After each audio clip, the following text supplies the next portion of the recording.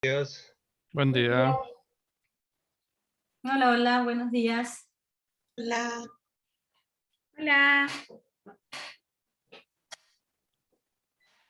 Buenos días. Hola, hola, buenos días. ¿Cuánto tiempo, Giglia? Sí, Creo que bueno, ayer igual estuvo, pero no la saludé así personalmente. hola, hola, buenos días a todos.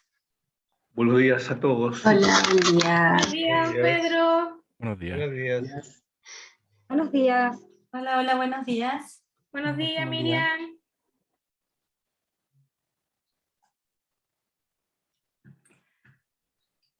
Miriam. Ya. Listo, vamos a dar inicio a la tercera jornada de la segunda semana de la docencia 2021. Ya. ¿Listos? Ya. Estimados presentes, muy buenas tardes. La Universidad de Antofagasta y la Dirección de Desarrollo Curricular, a través del Área de Gestión Curricular y Desarrollo Académico Docente, le dan la más cordial bienvenida a la tercera jornada de la segunda semana de la docencia e innovación UA 2021.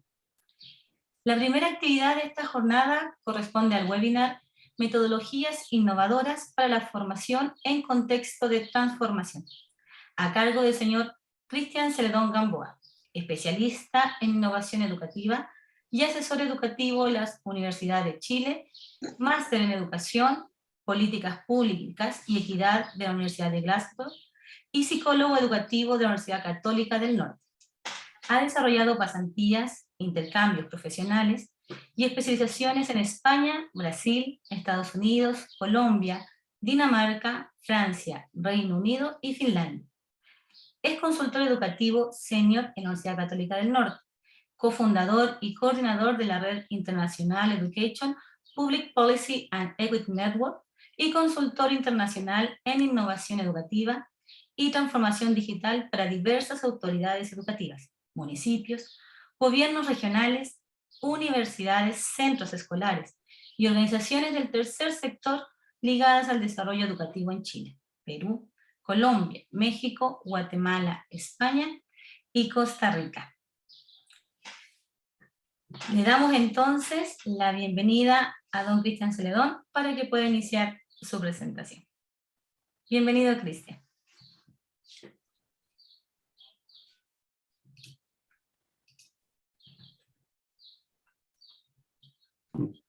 Muchas gracias, Karina, por la presentación. Bueno, primero, antes que todo, confirmar, Karina, estoy compartiendo pantalla. ¿Se ve todo bien? Sí. Sí, perfecto. Bueno, primero que todo, antes de comenzar, gracias por la invitación a la Universidad de Antofagasta, a su Dirección de Desarrollo Curricular y a su Vicerrectoría Académica por invitarme a esta instancia de desarrollo docente. Saludar a todos y todas, a todos los profesores, a todas las profesoras, ayudantes, equipos docentes de la Universidad de Antofagasta. Como bien presentaba Karina, yo estudié en la Universidad Católica del Norte, así que yo soy de Antofagasta, así que siempre muy contento de poder aportar y participar en actividades asociadas a la universidad. Justamente ahora me encuentro en Antofagasta, vengo a ver familia, así que siempre muy contento de poder participar en actividades relacionadas con el contexto de docencia en Antofagasta. Así que antes de comenzar, quería agradecer la invitación. Les comento un poco de qué se trata la actividad que vamos a tener ahora, que vamos a estar conversando unos 30 minutos más o menos, y luego vamos ya a tener una instancia por si hay alguna pregunta, alguna duda. Les comento que mi presentación, como muy bien decía Karina, se llama Metodologías Innovadoras para la Formación en Contexto de Transformación. Es una presentación que he venido haciendo, preparando en este último tiempo, que la he presentado en diferentes instancias, tanto en Chile como en otros países, en donde un poco hago un resumen del trabajo que me ha tocado estar haciendo en el acompañamiento docente. Yo me dedico como asesor especialista en educación en la Universidad de Chile, en donde mi trabajo principalmente, similar a lo que hace la Unidad de Desarrollo Docente, es poder apoyar a profesores y equipos técnicos de la universidad para poder enfrentar procesos de transformación docente. Me toca hacer acompañamientos, visitas de aula, innovaciones curriculares, análisis de programas, etc. Entonces, en base un poco al contexto de transformación que hemos estado viviendo, tanto por pandemia, pero también por las mismas exigencias que nos da el entorno en nuestros nuevos perfiles de estudiantes, es que he estado trabajando también en algunas recomendaciones para poder generar procesos de transformación. O sea, cómo poder generar un proceso de cambio en el aula en un contexto de educación superior. Y para esto les voy a conversar brevemente, dentro del tiempo que tenemos, de 3 pasos específicos que yo considero relevantes para este proceso de transformación. El primero tiene que ver con la planificación, ¿ya? Cómo yo planifico un proceso, pero no tanto en el detalle. O sea, yo no voy a hablar como de los planes y programas, del programa específico, de cómo se hace, cómo se enlaza con el currículum, no, sino más bien cuáles son los elementos generales o estructurales que yo tengo que tomar en cuenta al momento de elaborar una planificación de mi curso, o de mis programas, o de mi asignatura, etc. Y cómo prospectar ese proceso. Luego vamos a estar revisando algunos temas de cómo ejecutar, principalmente algunas estrategias de cómo elaborar actividades de clase que puedan ser concordantes con esta planificación que yo hago. Y por último, evaluar y monitorear, o sea, cómo yo puedo generar procesos de medición de aprendizaje, que siempre es un tema súper complejo, sobre estos elementos de planificación y ejecución, cómo son formas recomendables para poder establecer procesos evaluativos asociados. Entonces va a ser una pincelada un poquito de todo. Obviamente no vamos a poder entrar en profundidad por el tiempo, pero la idea es que podamos conversar un poco de esto. Bueno, también bienvenido en el chat si quieren hacer preguntas. Yo en este momento no estoy viendo el chat, pero lo voy a dejar en un rinconcito activado. Así que si mientras estoy presentando alguien quiere hacer un comentario, una pregunta en el chat, no hay ningún problema, yo lo voy a tener abierto en una orillita para poder ir conversando, porque en la medida que ustedes también vayan haciendo preguntas o indicando sus comentarios, también alimentan mucho mejor esta presentación que yo solo hablando a una pantalla. Así que eso. Lo primero tiene que ver con el proceso disculpen un poco, de planificación. Y para esto es súper importante entender cuando nosotros planificamos un proceso formativo, qué es lo que estamos cambiando, ¿ya? Porque siempre cuando nosotros planificamos un proceso, analizamos, por ejemplo, cuáles van a ser los cambios o las estructuras que yo voy a modificar en mi planificación, por ejemplo, pensando no sé, yo tengo que ya pensar en una planificación para el próximo año. Entonces, ¿cómo yo estructuro esa planificación? ¿Cómo la pienso? ¿Cómo la analizo? Lo que suele suceder es, y es un error bastante común, es generar cambios pensando que esos cambios son estructurales y profundos y no lo son, ¿ya? Entonces, la pregunta lógica que surge ahí es, ¿cómo yo sé que lo que estoy cambiando o lo que estoy modificando, transformando en mi asignatura, en mi planificación, está siendo profundo o está siendo más bien superficial? Porque los cambios superficiales tienden a ser de corto plazo. Ya son típicos cuando nosotros vemos, ya, voy a hacer un cambio específico, tiene mucho efecto en una clase, y después vemos que eso se diluye muy rápido. Cuando nosotros vemos ese efecto de que hacemos un cambio, tiene mucho impacto en un momento y luego se diluye muy rápido, es porque estamos generando cambios más bien superficiales. La superficialidad de los cambios no son malos, de repente podemos hacer cambios específicos superficiales que nos sirven para algunas cosas o salir de alguna contingencia. Pero si yo quiero generar transformaciones en mi aula de clase, los cambios superficiales no me sirven mucho porque son de corto plazo, tienden a tener mucho efecto, ¿ya? La curva, y esto es súper importante, la curva cuando yo hago transformación en la clase, cuando los cambios son superficiales, tienden a tener un impacto muy alto al inicio y bajan rápidamente. En cambio, cuando los cambios son más profundos, más estructurales, el impacto del cambio tiende a ser mucho más lento en presentar su pic, ¿ya? Entonces, ese proceso tiende a hacer pensar a los profesores que no estoy teniendo mejoras, porque el cambio es muy lento. Y no es así. Entre más lento sea el cambio, más lo voy instalando de manera permanente en el tiempo, ¿ya? Entre más rápido es el cambio, más fácil es que ese pic baje, ¿ya? Entonces, ¿qué tipo de cosas son superficiales? Por ejemplo, si yo estoy haciendo cambios respecto a la ejecución de mi curso, a los recursos específicos, al ambiente de clase, ya, esta clase, en vez, por ejemplo, de que los estudiantes se sienten todos mirándome hacia mí, lo voy a hacer, por ejemplo, que se formen en grupos, por ejemplo. En vez de ocupar, por ejemplo, una guía para trabajar esta clase con mis estudiantes, voy a ocupar que ellos analicen un texto. Por ejemplo, en vez de ocupar, por ejemplo, presentación, voy a hacer una clase donde más bien vamos a discutir el tema. ¿Ya? Todos esos cambios, aunque suenan interesantes, son cambios más bien que tienen que ver con el desarrollo y la implementación. O sea, son cambios superficiales. ¿Qué quiere decir esto? Que estos cambios van a tener un impacto específico en la clase. Por ejemplo, ya cambié el setting de la clase y los estudiantes estuvieron muy contentos en esa clase y motivados y hablaron. Y yo voy a decir, lo logré. Mis estudiantes hablaron, ahora son súper participativos. Y va a llegar a la otra clase y se va a dar cuenta que los estudiantes vuelven a hacer los mismos de siempre. ¿Ya? Eso sucede porque el cambio es superficial. ¿Cómo yo estructuro cambios profundos en la clase? Eso ya tiene que ver con el diseño y el análisis. ¿Ya? El nivel, voy partiendo, bajando, si ustedes se fijan en estas preguntas, para hacerlo más fácil, ya cuando ya empiezo a hablar de los indicadores, de la estrategia pedagógica, de, por ejemplo, el análisis de las estrategias pasadas y cómo lo modifico, cuando yo empiezo a hablar ya, por ejemplo, de cuáles son los indicadores o los criterios de evaluación específicos que yo estoy incorporando en estos cambios de actividades, cómo yo, por ejemplo, pienso un criterio que lo evaluaba de una manera, ahora evaluarlo y afrontarlo de otra manera, estamos hablando ya de una etapa de diseño, que es mucho más profunda, ¿ya? Que no lo puedo, el cambio no lo voy a hacer en una clase, sino que es ya de todo un proceso, y un proceso que no va a durar un semestre, sino que va a durar 2 o 3 semestres. Por lo general, se dice que los procesos de cambio tienden a demorar entre 1 a 2 años en ser implementados. O sea, estamos hablando de 2 a 4 semestres en implementarse, ¿ya? Por eso, si ustedes generan un proceso de cambio y el primer semestre no ven tanto efecto, no se asusten, ¿ya? Suele demorar el proceso de cambio de 2 a 4 semestres, ¿ya? Yo en el tercer o cuarto semestre empiezo a ver impactos del proceso de cambio. Por eso es importante siempre estar evaluando y midiendo lo que yo voy haciendo y ser persistente también en las mejoras. Y no porque un semestre no me funcionó, me rindo y lo cambio, ¿ya?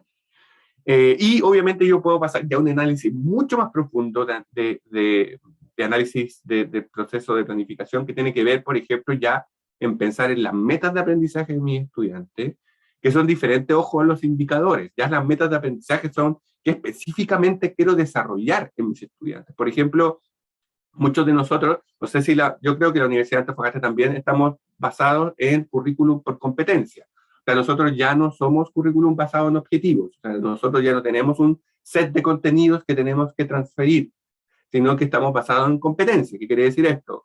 Que los contenidos son un motor, un articulador que nos permite desarrollar, por ejemplo, ciertas capacidades de análisis. Por ejemplo, si nosotros somos profesores de ingeniería, no enseñamos fórmulas matemáticas simplemente porque queremos que se las aprendan, sino que enseñamos fórmulas matemáticas porque necesitamos que los estudiantes desarrollen pensamiento matemático, porque el pensamiento matemático los ayuda a razonar de una manera específica para resolver problemas profesionales que ellos van a tener.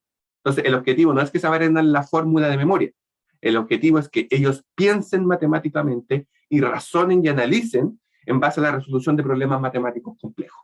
Entonces, cuando nosotros pensamos ya en eso, por ejemplo, ¿cómo yo puedo lograr que los estudiantes piensen matemáticamente, razonen matemáticamente? Ya estamos pensando en un nivel de planificación mucho más profunda, ¿ya? Y ahí yo por lo general ocupo mucho lo que he hecho anteriormente, qué cosas me han funcionado, qué cosas no. ¿Cuáles, por ejemplo, son las características de mis estudiantes? ¿Qué necesidades tienen? ¿Qué recursos requiero? ¿Cuáles tengo yo? ¿Cuáles tengo, por ejemplo, qué recursos tengo yo? ¿Qué cosas sé pedagógicamente hablando? Muchos de nosotros no somos pedagogos. Yo soy, por ejemplo, psicólogo. No somos licenciados en educación. Somos de nuestras profesiones, nos dedicamos a la educación. Entonces, muchas veces no tenemos las bases pedagógicas que tendría un pedagogo. Pero por eso es importante ir viendo qué cosas, qué herramientas mías funcionan bien y qué herramientas no, ¿ya? Entonces, ese análisis es mucho más profundo y tiene que ver más que con lo que sucede en la clase. Si se fijan, entre más superficial es el proceso, más tiene que ver con lo que sucede en la clase. Entre más profundo, tiene que ver conmigo, con qué sucede con mi proceso pedagógico, con mi proceso docente, conmigo como docente. ¿Ya? Entonces, entre más profundo es el cambio, más cambios se generan en el mismo docente o en la misma docente. ¿Ya? Eso es súper importante. Cuando yo cambio elementos estructurales que tienen que ver con mi docencia, con mi forma de entender la docencia, más profundo es. Obviamente, vuelvo a reiterar, esos cambios tienden a ser mucho más lentos.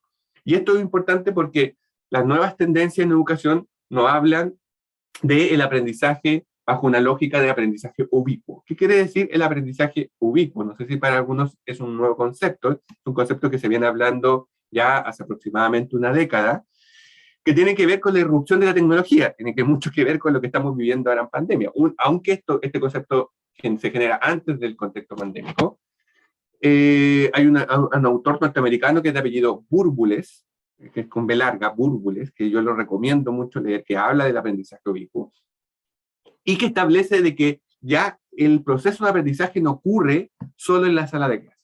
¿Ya? El pensar que los estudiantes aprenden solo cuando yo los tengo al frente es un error, sino que el aprendizaje ocurre en todo espacio y en todo lugar. Esto principalmente por la irrupción de la tecnología. La tecnología nos permite, por ejemplo, ahora estoy en Antofagasta, pero en un momento normal estaría en Santiago, y estoy haciendo a usted una conversación y no sé si una clase, pero una conversación con usted sobre un tema, gracias al computador, al software, al Zoom, al Internet, a todo esto, esta herramienta. Y eso también requiere que ustedes tengan cierto manejo de herramientas digitales, cierto dominio digital, y yo tenga que tener cierto dominio digital, adaptar mis estrategias pedagógicas para poder hacer esto un poquito más entretenido, porque no los tengo al frente, etc. Entonces, Burbules habla de que el aprendizaje ya no lo podemos entender como unidireccional y unisituado, o sea, que ocurre en un solo lugar, sino que es multimodal, ¿ya? El estudiante puede aprender en su casa, en el patio, en la calle, caminando, además de la sala de clase, ¿ya? Entonces, ¿cómo nosotros pensamos que el proceso es una especie de estructura continua, donde cuando nosotros le enseñemos algo, el estudiante lo puede aplicar en todo momento, ¿ya? Entonces, por eso Burbules habla mucho de que el aprendizaje tiene que ser situado, contextualizado. ¿Qué quiere decir esto? Que el estudiante tiene que asociar todos los conceptos que él aprende de manera teórica a su contexto real, ¿ya? Como yo, como profesor o profesora, doy ejemplos que me permiten que el estudiante conecte su vivencia personal o su contexto a lo que yo estoy enseñando. Por ejemplo, si yo estoy enseñando, vuelvo a reiterar, si yo soy un profesor de ingeniería y quiero que entiendan algo asociado, por ejemplo, con aspectos ingenieriles, yo puedo ocupar ejemplos que sean contextualizados a la región, a la minería, a los procesos mineros, a los procesos industriales, a lo portuario, al mar. Entonces yo puedo asociar que el estudiante está caminando por la costanera y ve algo, ve un barco, y ve que el barco se mueve y empieza a pensar en mecánica, en cómo ese motor debe funcionar, por qué, y la velocidad y la fórmula, y empieza a asociar, ¿ya? Entonces Burbules ha descubierto que cuando se genera esa vinculación con ejemplos reales asociados al contexto, el estudiante tiende a aprender en todo espacio. ¿Qué es importante de esto en lo docente? Que nosotros tenemos que articular eso. O sea, nosotros tenemos que establecer nuestra planificación pensando en el contexto situado donde está el estudiante, ¿ya? ¿Qué tipo de ejemplos yo entrego? ¿Qué tipo de ilustraciones yo entrego para que el estudiante, cuando esté en su diario vivir, que nosotros lo conocemos porque es el mismo, o sea, un profesor de ingeniería, un profesor de cualquier carrera de la universidad, vive en el mismo contexto que los estudiantes.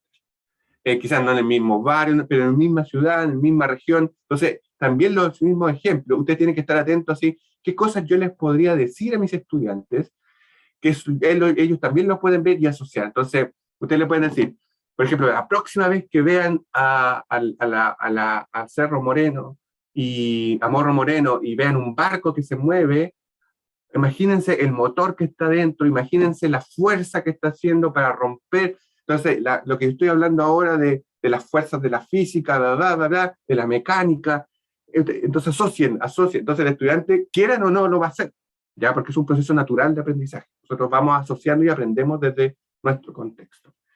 Y lo importante del aprendizaje ubicuo, que ha sido un error, que el aprendizaje ubicuo se ha asociado mucho a tecnología. Que piensa así como, ya estoy ocupando un computador, o un iPhone, o un celular, y es aprendizaje ubicuo, y así no es. La tecnología es solo una especie de elemento transitorio, ¿ya? Eso es solo un elemento general, ¿ya? Eso es un articulador, ¿ya? Lo importante aquí es poder generar estos espacios de aprendizaje situados. Y obviamente, como dice muy bien Mariana en el chat, es solo un medio, ¿ya? Y eso es importante porque muchos profesores y profesoras, sobre todo en este contexto de pandemia, como han aprendido mucho de computación, mucho de manejo tecnológico, lo ponen como protagonista y no es un solo protagonista, es solo el medio que yo logro, pero siempre el aprendizaje es lo muy importante. Entonces, así se va armando. Yo tengo el objetivo de mi curso que está inserto en un plan curricular, tengo mis objetivos de aprendizaje y las competencias que yo desarrollo. Obviamente, esto lo despliego en base al elemento competencial.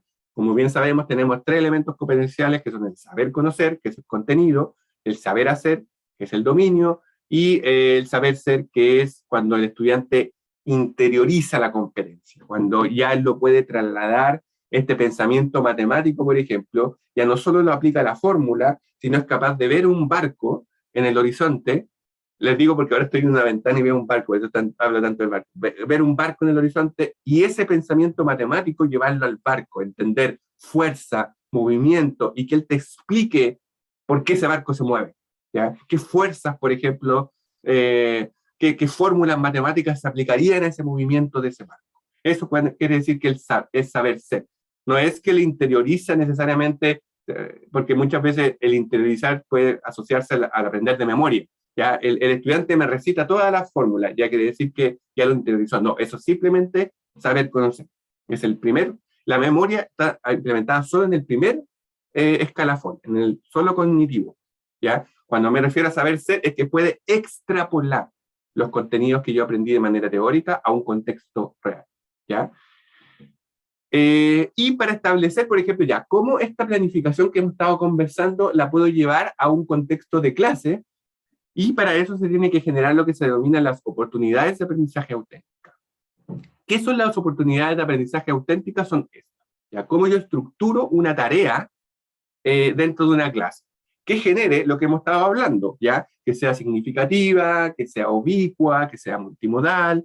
Esto, por ejemplo, puede ser una clase, ¿ya? Obviamente, la idea es que esto no signifique para ustedes tener que elaborar nuevas planificaciones ni nada, sino que simplemente es cómo yo puedo implementar ciertas cosas nuevas dentro de mi clase. Lo importante es que si ustedes van a hacer una tarea de clase, hay ciertos elementos claves que tienen que tomar en consideración para que esta sea una oportunidad de aprendizaje auténtica. Para que sea una oportunidad de aprendizaje auténtica se tienen que dar 2 criterios principalmente. Lo primero, que el estudiante tiene que ser capaz de implementar prácticamente lo que le estamos enseñando de forma teórica, ¿ya? Y lo segundo es que tiene que recibir feedback de esa implementación, ¿ya? ¿Cómo yo logro eso? Primero, la tarea tiene que ser contextualizada. Eso ya lo hablamos recién. Tiene que entender el contexto donde, si yo soy un profesor y pongo solo ejemplos de China, de Europa, de Estados Unidos, claro, puede ser interesante para el estudiante entender cómo estos fenómenos, o cómo, por ejemplo, tecnología, o cómo esto es en otros países. Pero cuando él está aprendiendo, ¿ya? Él necesita que el implemento sea contextualizado, ¿ya? Es súper importante esto. Entonces yo tengo que primero pensar, ¿ya? ¿Qué elemento del contexto de mis estudiantes, de mi contexto, de nuestro contexto, yo puedo aplicar o sumar en mi proceso de aprendizaje? Luego, una vez que yo analizo el contexto, veo cómo puede ser significativo, ¿ya? ¿Qué quiere decir que sea significativo? Este es un concepto que muchas veces se habla de teóricos como Auswell, que hablan del aprendizaje significativo. Lo principal que hay que tener en cuenta del aprendizaje significativo, como hablando en simple, es que el estudiante tiene que entender el proceso de aprendizaje como un proceso que le es útil, ¿ya? Muchas veces, ustedes han visto un meme que dice así como, tengo 50 años y todavía no ocupo el trigonómico cuadrado de no sé qué, así como que, ¿para qué aprendí esto? ¿Ya? ¿Para qué esto? ¿Para qué me lo enseñaron si nunca lo aprendo? Cuando se genera eso, quiere decir que el aprendizaje no fue significativo, ¿ya? El estudiante tiene que entender, entonces el rol del docente es siempre conectar los elementos teóricos con los aprendizajes prácticos, con el contexto práctico. Por ejemplo, esto les va a servir para esto va a ser para esto. Entonces, con eso el estudiante puede entender la utilidad. Significativo es que el estudiante sienta que es un aprendizaje útil. Y luego yo estructuro la tarea, una vez que tengo estos elementos. Tengo, obviamente, el desafío, las demandas que yo voy a hacer, cómo se van a autorregular, la toma de decisión que el estudiante que va a hacer, y obviamente las actividades siempre tienen que ser de complejidad creciente, de impacto real, y que, como hablábamos recién, sean de experiencia transferible, o sea, que el estudiante pueda interiorizar esta competencia, y luego lo que aprendí a nivel teórico, lo puedo llevar en diferentes cosas que suceden en mi cotidiano. Y esto es la idea que pueda hacer, yo pueda levantar. Entonces, si hablábamos de las oportunidades, hablábamos de que tienen que el estudiante ser capaz de aplicar lo aprendido y recibir feedback. Entonces, este punto que está aquí en la orillita es crítico. Las actividades que yo genere en la clase, si por ejemplo yo voy a hacer una discusión en la clase, o yo voy a pedir que se formen en grupo y resuelvan un ejercicio, o un problema, por ejemplo, en las ciencias básicas, por ejemplo, en las carreras de ingeniería, etcétera, en las ciencias básicas, y yo quiero que resuelvan un problema matemático que va a entrar en la prueba, entonces los voy a hacer trabajar en grupos para que resuelvan ese problema. Entonces, ¿cuál es lo clave de esto? Cuando yo genero eso, tengo que determinar cuáles van a ser las evidencias que yo voy a ver de ese trabajo. Cuando ellos me contesten a mí, tengo que ver qué tipo de elementos ellos están elaborando como resolución de esta tarea que yo les estoy dando. Entonces yo tengo que ver como las soluciones que me presentan y las demostraciones que ejecutan para ver cuáles son las aplicaciones relevantes que ellos hacen y cómo esas aplicaciones relevantes se asocian a lo que yo quiero enseñar. ¿Ya? Esto es súper importante porque yo puedo darme cuenta que los estudiantes están poniendo foco en otra cosa, que no es lo que yo quiero que aprendan. Entonces, ahí yo aplico el feedback. ¿Ya? Entonces, yo voy viendo qué es lo que aprendieron, qué es lo que no aprendieron, cómo lo están entendiendo, si están entendiendo o no lo que yo estoy enseñando. Ahí yo empiezo a hacer ese feedback. Ese feedback puede ser grupal, todo el curso, puede ser grupal de grupos pequeños que trabajaron, puede ser individual.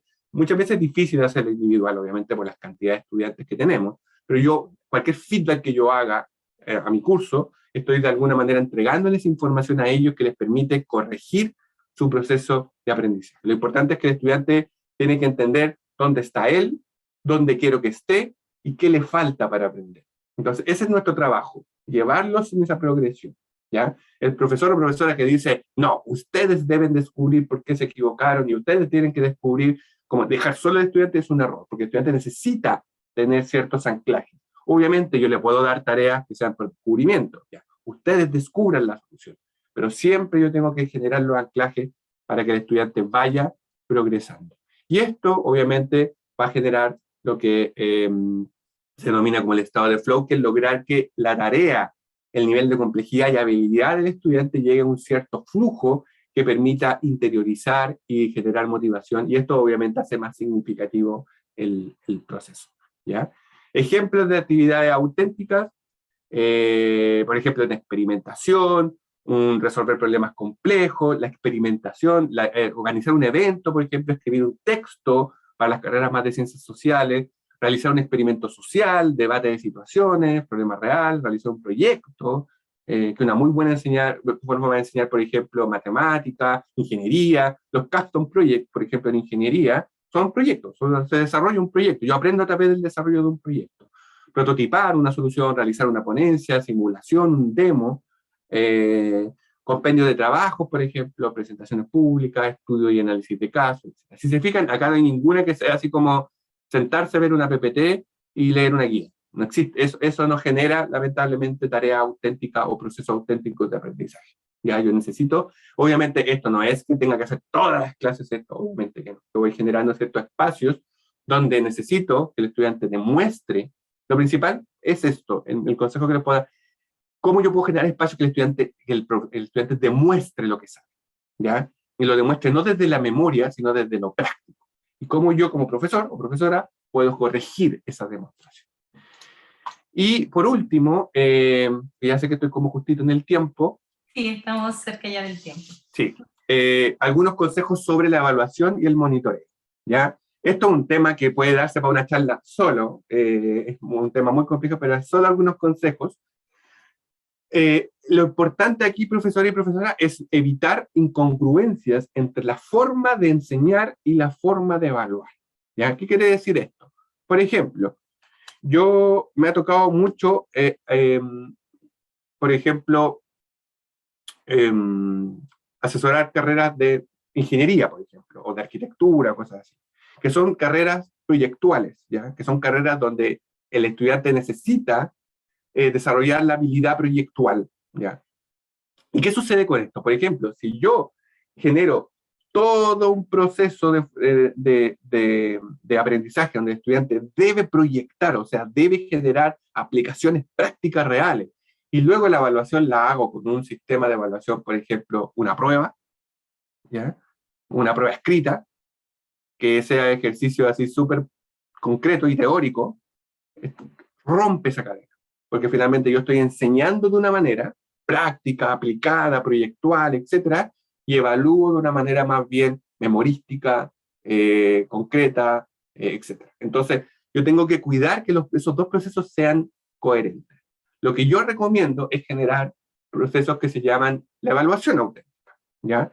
¿Qué es la evaluación auténtica? La evaluación auténtica es un proceso de evaluación que está inmerso dentro del mismo proceso de enseñanza. Entonces, yo tengo lo que se denominan ciclos evaluativos o ciclos formativos, en donde yo voy generando que el estudiante, como hablábamos recién, demuestre lo que sabe, y en esa demostración generar retroalimentaciones permanentes y evaluaciones, lo que se llama la evaluación formativa, evaluaciones cualitativas, que nos llevan una nota necesariamente, pero le permiten al estudiante ir aprendiendo y dándose cuenta de que va haciendo bien, con tal de que cuando él llegue a las instancias sumativas de evaluación, a las instancias cuantitativas o las instancias más calificadas, él pueda ya entender bien lo que sabe, lo que no sabe, lo que aplica bien, lo que aplica mal, etc. Esto es súper importante en el contexto universitario porque los contextos universitarios suelen ser más profesionalizantes y suelen ser con el desarrollo de competencias. Quiere decir que no me sirve de nada aprender algo de memoria si yo no lo sé aplicar. En el colegio sí se puede.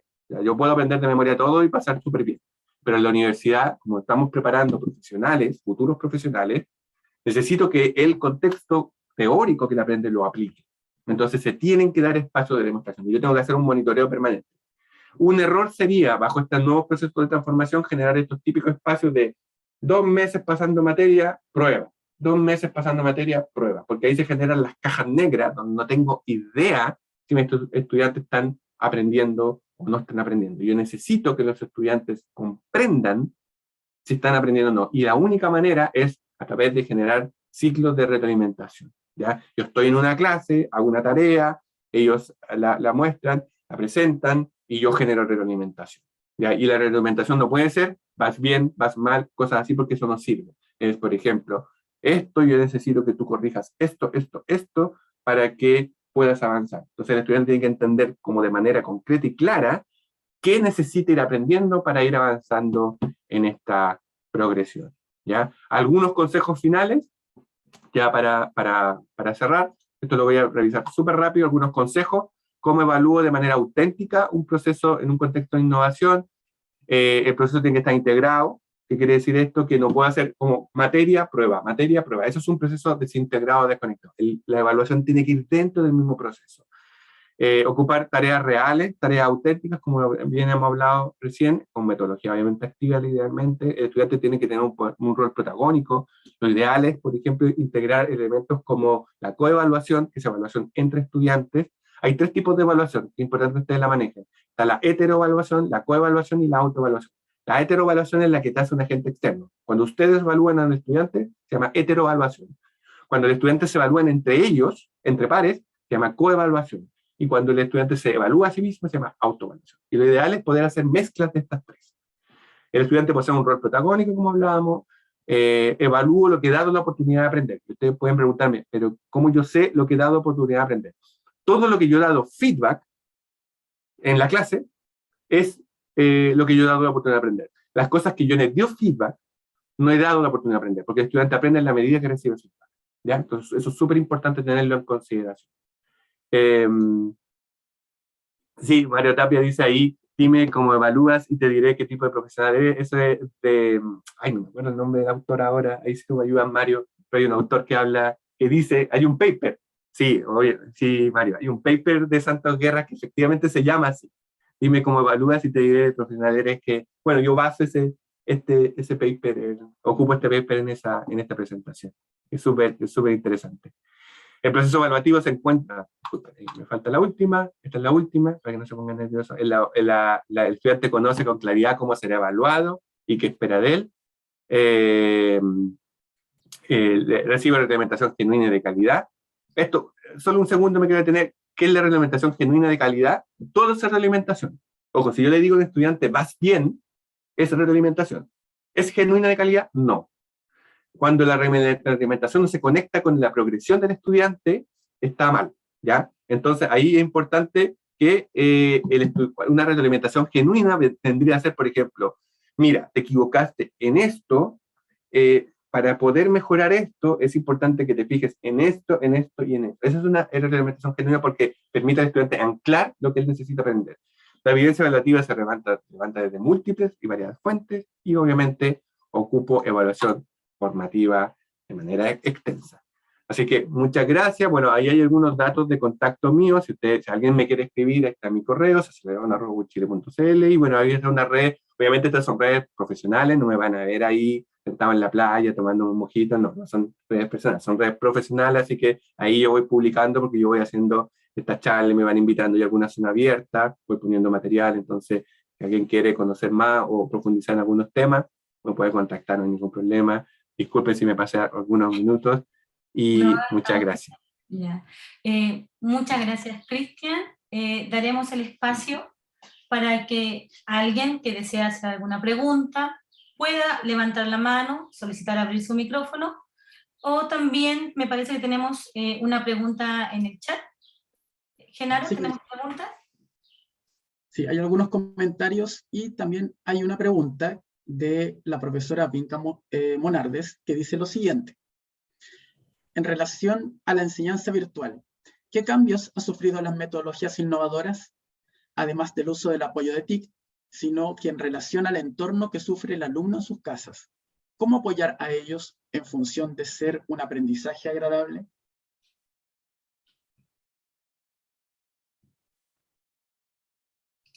Cristian, estás silenciado para que puedas ahí activarte de nuevo.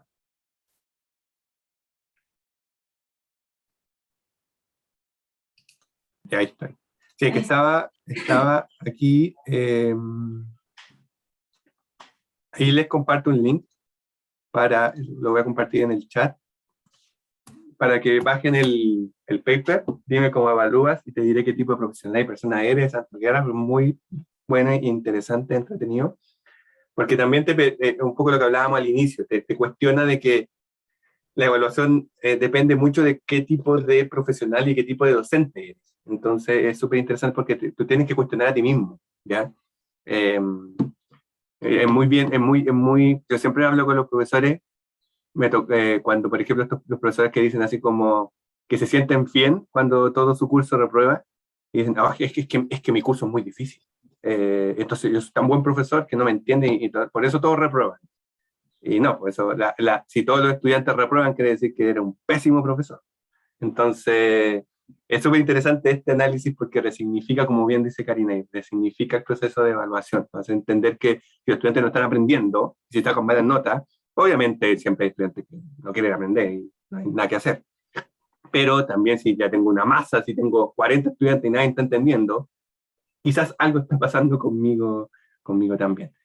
Bueno, la Vinca Monardes dice qué cambio ha sufrido la metodología innovadora, además del uso del apoyo, sino que en relación al entorno que sufre el alumno en sus casas, cómo apoyarlo a ello en función de un aprendizaje agradable. Es muy buena la pregunta, Vinca. Vinca, no sé si estás por ahí.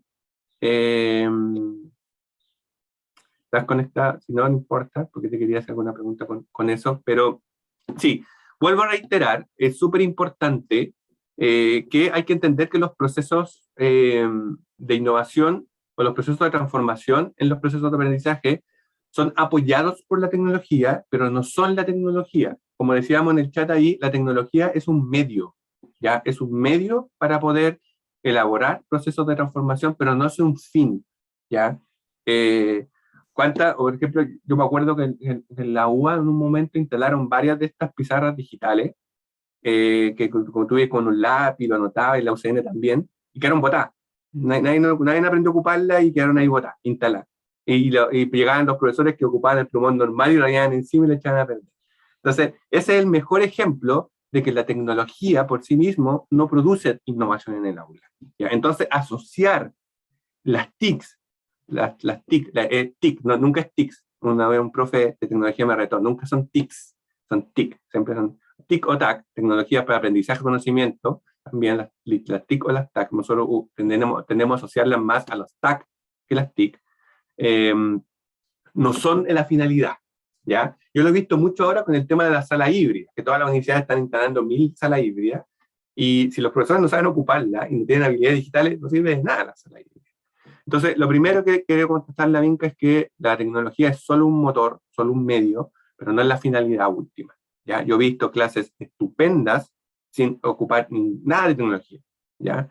Eso es muy importante. Y lo otro, que las transformaciones actuales han estado más focalizadas en las metodologías docentes. Por eso vuelvo a reiterar, el paper de Santos Guerra es súper interesante, y todo lo de Santos Guerra es súper interesante, porque él sitúa la importancia no en lo que rodea el proceso, sino que más bien en lo que tiene que ver con el rol docente y el rol del profesor, ¿ya? Entonces, ahí es súper importante que las metodologías tienen que ver más bien, y por eso, con cómo yo planifico, cómo yo ejecuto. Yo recomiendo, y vuelvo a reiterar, que revisen harto los papers de Burbules de aprendizaje ubicuo, lo recomiendo mucho, porque este autor es bien interesante, porque te lleva más allá del proceso típico, ya, voy a innovar y hacer esto, y voy a hacer que lluvia dice esto. Te lleva de esa cuestión más como moda que se ha generado, de la innovación educativa, y te lleva más a repensar desde cómo, como muy bien dice Vinca, la inclusión de la tecnología, de las TAC, de las TIC, cómo todos estos elementos han afectado el proceso de aprendizaje y cómo yo puedo lograr utilizarlos para que el aprendizaje sea motivante, sin importar dónde esté el profesor. Ahí Vinca habla de las casas, sin importar cómo yo puedo transformarme en un mediador del aprendizaje, en donde el estudiante pueda aprender estando en la casa, en la calle, en cualquier tipo de contexto, ¿ya? Por ejemplo, el aprendizaje ubicuo se ocupa mucho en estas plataformas como Coursera, edX.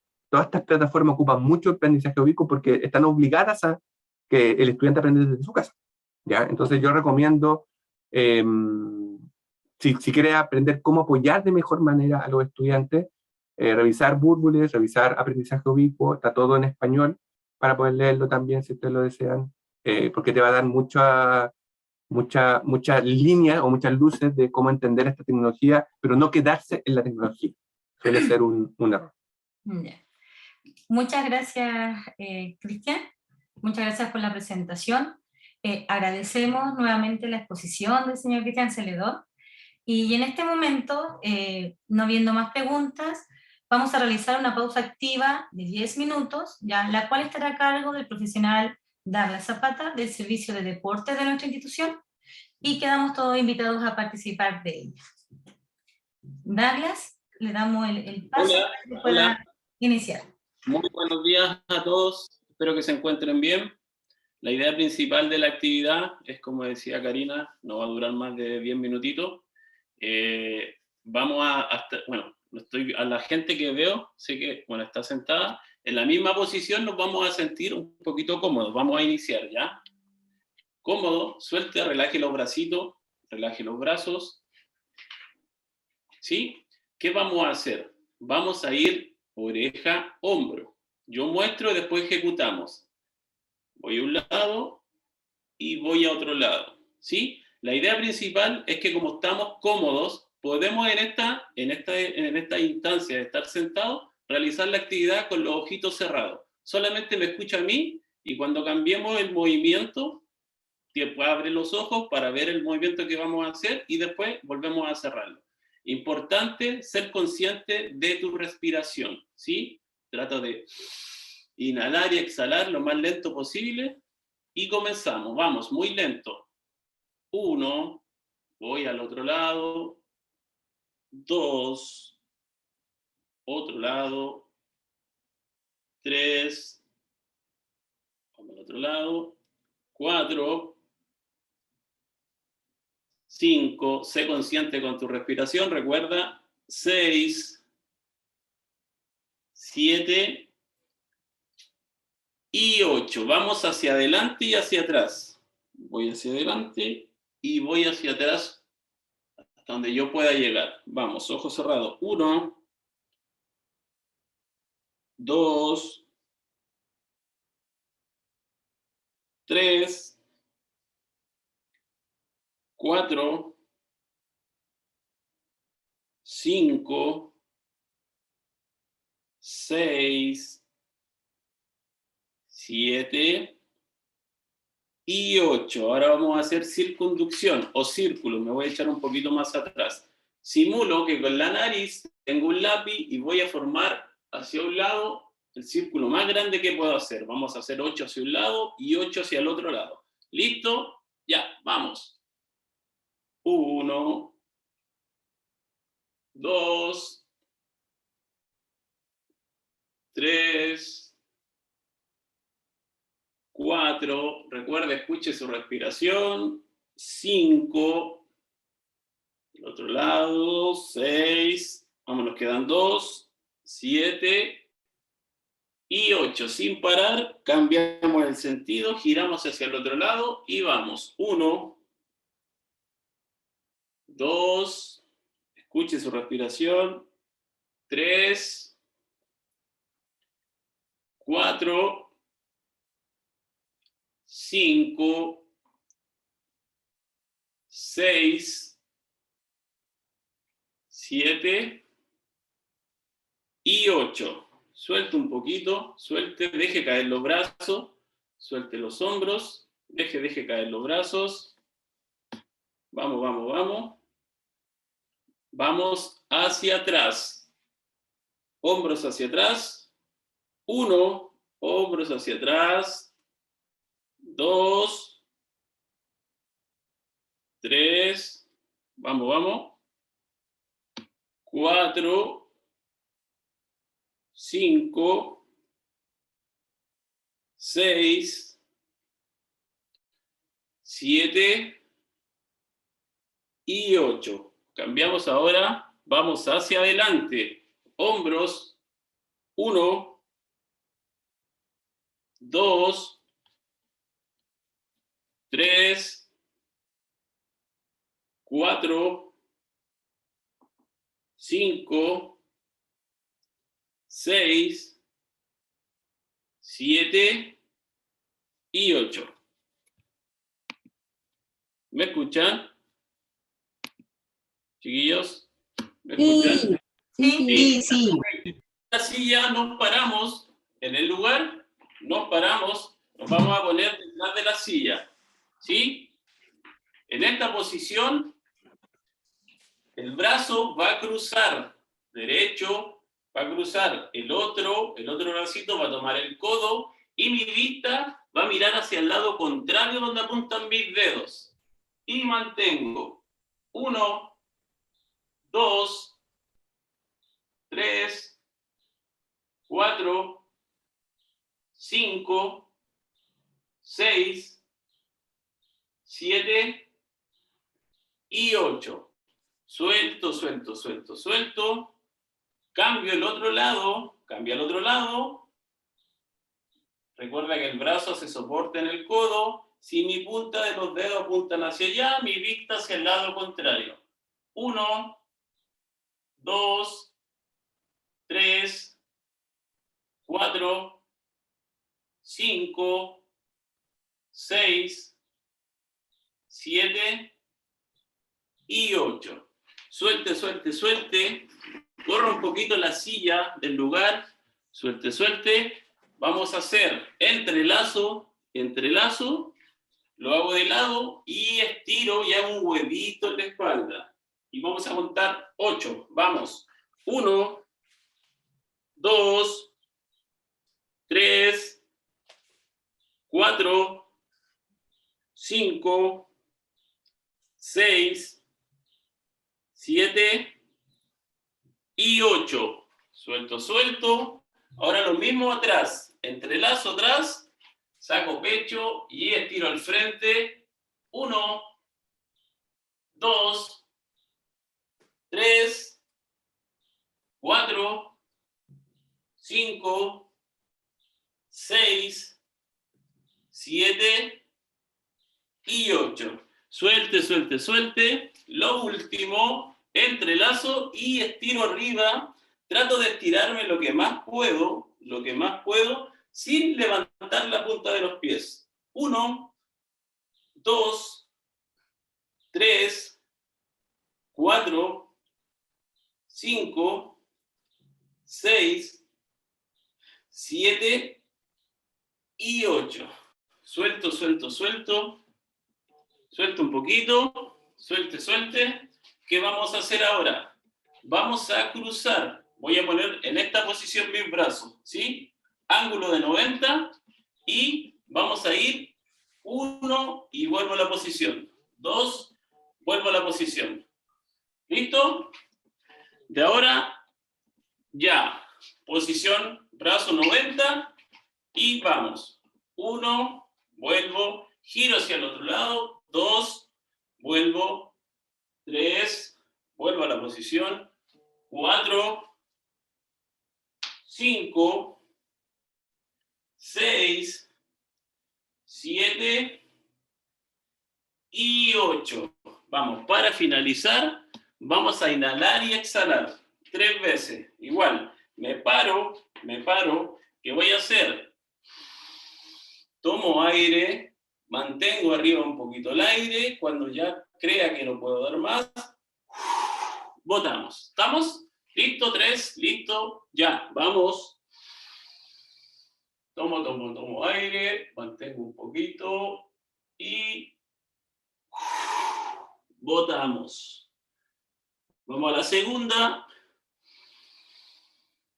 Tomo aire, mantengo lo que más puedo y botamos. Vamos a la tercera y última. Tome aire. Mantengo lo que más pueda. Y botamos. Estamos. Muchas gracias. 10 minutitos. Que tengan una linda jornada y nos encontramos hoy día en la tarde. Que estén muy bien. Hasta luego.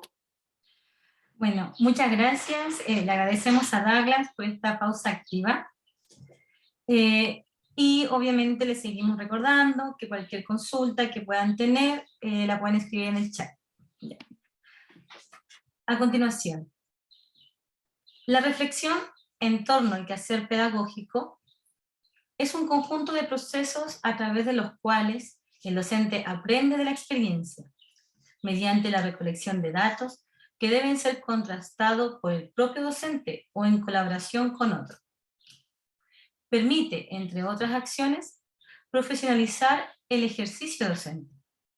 Eso es justamente lo que nuestra institución busca desarrollar mediante la implementación de planes formativos, a fin de optimizar las prácticas docentes, generar innovación y, en consecuencia, mejorar la calidad de la docencia para fortalecer el aprendizaje de nuestros estudiantes.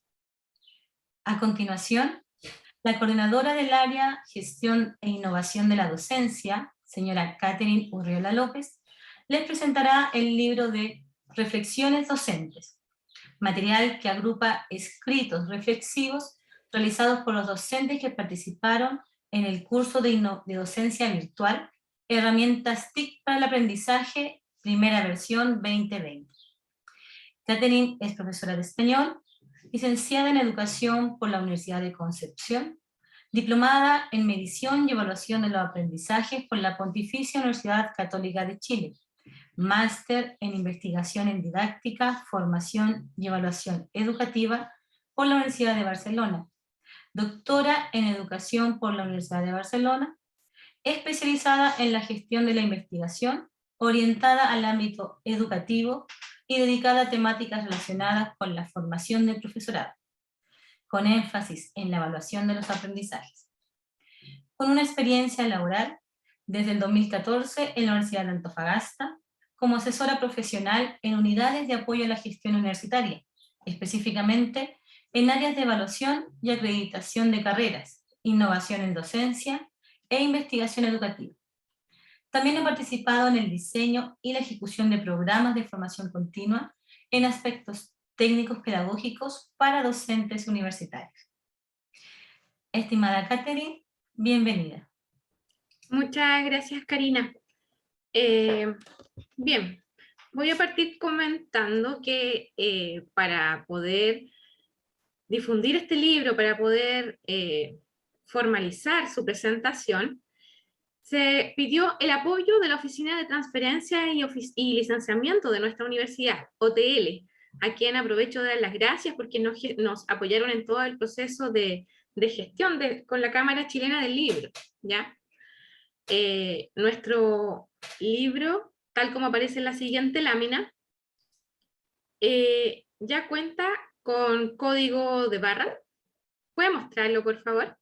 Y con el registro ISBN, ¿ya? Esto ya está establecido así desde el 8 de diciembre, o sea, hace muy poquito, así es que nuestro libro ya está listo para ser difundido.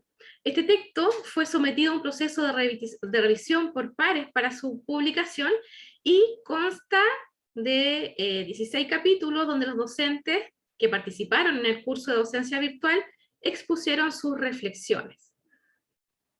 Hay un coordinador jefe, hay un comité de coordinadores también, y diseño gráfico lo realizó el profesional de la ADS, don Juan Pablo Lu Olivares. Esta obra está bajo una licencia, el Creative Commons, ¿ya? Donde la atribución es no comercial y se puede compartir. Hay un derecho de autor, ¿cierto?, que lo protege, pero no es necesario pedir permiso si se quisiera utilizar la obra. Voy a proceder ahora a hablar un poquitito del contexto del libro. Nace a partir, como decía la presentadora Karina, ¿cierto?, en el contexto del desarrollo del curso de docencia virtual, herramientas TIC para el aprendizaje, la primera versión del 2020. En ese periodo, en esa versión, ahora vamos en la tercera, hubo 32 profesores inscritos, 5 desertaron, 2 reprobaron y 25 aprobaron el curso. De esos 25, tenemos acá 16 que aceptaron participar en este desafío de la publicación del libro y están hoy día con nosotros, algunos de ellos, para comentarnos sus experiencias. El curso de docencia virtual, herramientas TIC para el aprendizaje, entonces, constituye para el área de gestión de innovación de la docencia, la cual yo coordino, uno de los grandes logros, ya durante el año en que se inició, lamentablemente, la pandemia en nuestro país. Este curso resulta entonces ser un aporte contextualizado del quehacer profesional docente, desarrollado en un escenario altamente desafiante para ejercer la docencia. Este programa formativo docente centra su instancia en el aprendizaje de desarrollo de habilidades tecnológicas para quienes imparten asignaturas de pregrado en nuestra institución, con miras a un quehacer de calidad y en sintonía con nuestro proyecto educativo institucional, contribuyendo de esta manera a potenciar la habilidad docente referida a la creación de innovación en docencia para impactar positivamente el proceso formativo. Sin embargo, en este curso, nuestros docentes no solo aprendieron a utilizar de manera correcta un conjunto de herramientas tecnológicas de la información y la comunicación, sino que además fueron capaces de valorar la experiencia tras su aplicación. En este sentido, hoy en día ya nadie pone en duda que para mejorar las prácticas pedagógicas los docentes deben ser capaces de reflexionar e investigar sobre los procesos que desarrollan, a fin de fortalecer el aprendizaje de todos sus estudiantes. Con este propósito, entonces, de visibilizar la valoración de los docentes respecto del uso de las herramientas tecnológicas, el curso incorporó un resultado de aprendizaje enfocado en ello. Recordemos que todos nuestros cursos de capacitación están también definidos a través de resultados de aprendizaje, tal como lo hacemos con nuestros estudiantes.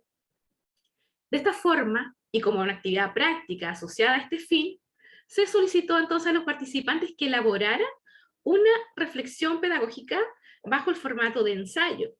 Fruto de esto, entonces, surge el libro que aquí les vengo a presentar, el cual agrupa gran parte de estos escritos reflexivos realizados por los docentes que participaron en el curso de la primera versión de docencia virtual de herramientas TIC para el aprendizaje, contribuyendo además desde diferentes miradas con la generación de conocimiento pedagógico contextualizado al quehacer docente de la Universidad de Antofagasta. O sea, agrupamos reflexiones, pero también estamos contribuyendo a generar conocimiento, a divulgar conocimiento. Es importante mencionar también que la reflexión en torno al quehacer pedagógico, como ya muchos de ustedes saben, permite, entre muchas otras acciones, profesionalizar el ejercicio docente. Eso es justamente lo que nuestra institución busca desarrollar mediante la implementación de estos planes formativos con esta naturaleza, a fin de mejorar la calidad de la docencia para fortalecer el aprendizaje de nuestros estudiantes. En ese contexto, entonces, y mediante los escritos aquí compilados, sin lugar a duda, puedo decir que estamos aportando a este propósito. En nombre de todo el equipo organizador de este curso, los tutores, ¿ya? Agradezco el compromiso y el entusiasmo de los docentes que participaron en este programa formativo, y también a quienes quisieron participar en la publicación de este libro.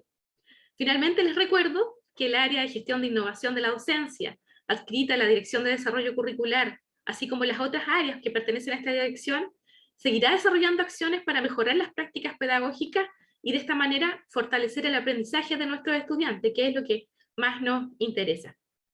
Dejo ahora con ustedes a Karina.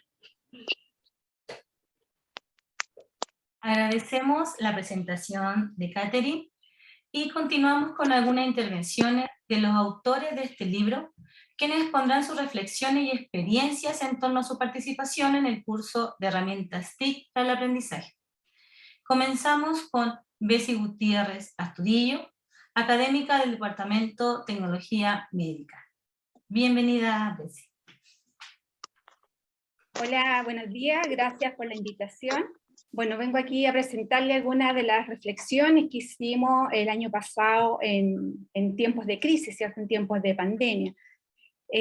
Bueno, como se ve ahí un túnel, yo creo que todos nos vimos en esa disyuntiva al principio de esta pandemia. ¿Cómo lo vamos a hacer con la docencia? ¿Cómo será el nuevo entorno de aprendizaje? ¿Qué herramientas vamos a utilizar? Bueno, pero como toda crisis nos permite reflexionar y pensar, ¿cierto? Nos dimos rápidamente cuenta que la tecnología forma parte de nuestras vidas, que además nuestros estudiantes son nativos digitales.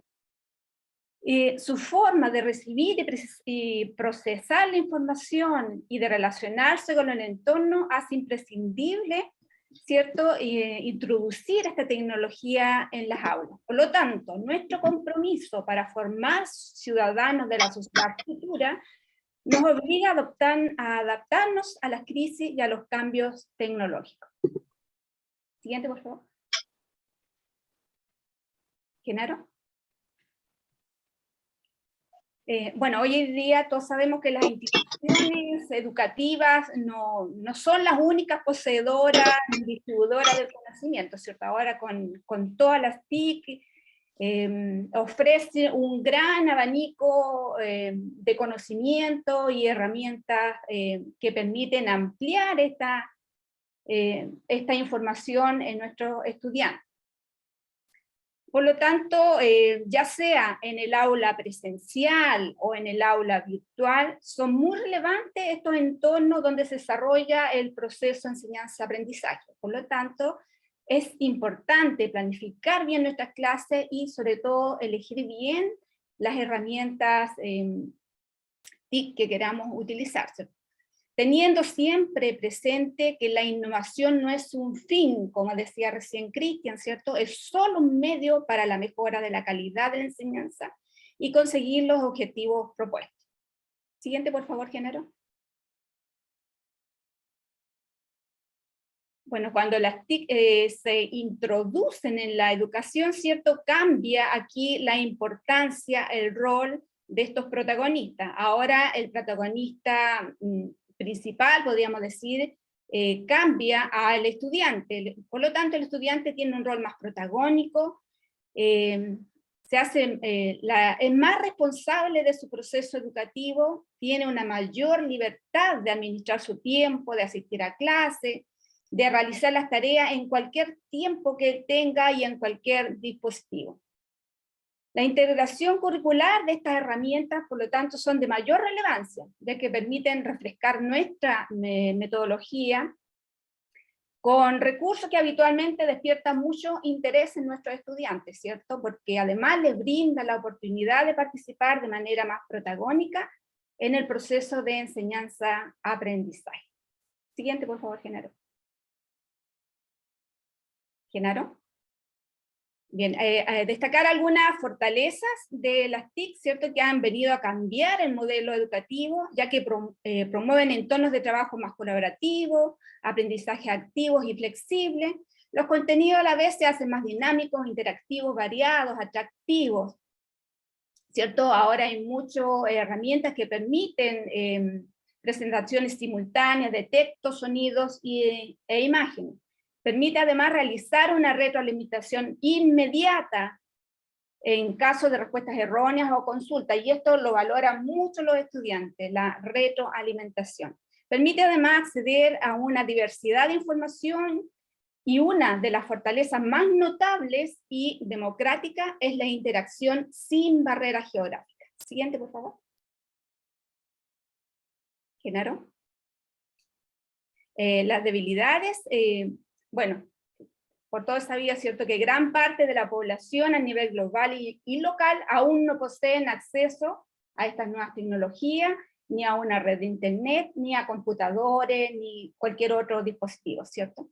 Por lo tanto, en relación al anterior, no son totalmente inclusivas, sino más bien exclusivas, y otra de las debilidades es que pueden volver a la educación algo fría o impersonal, ¿cierto? Todos nos vimos enfrentados a estas cajitas negras con solo el nombre de los estudiantes. Siguiente, por favor.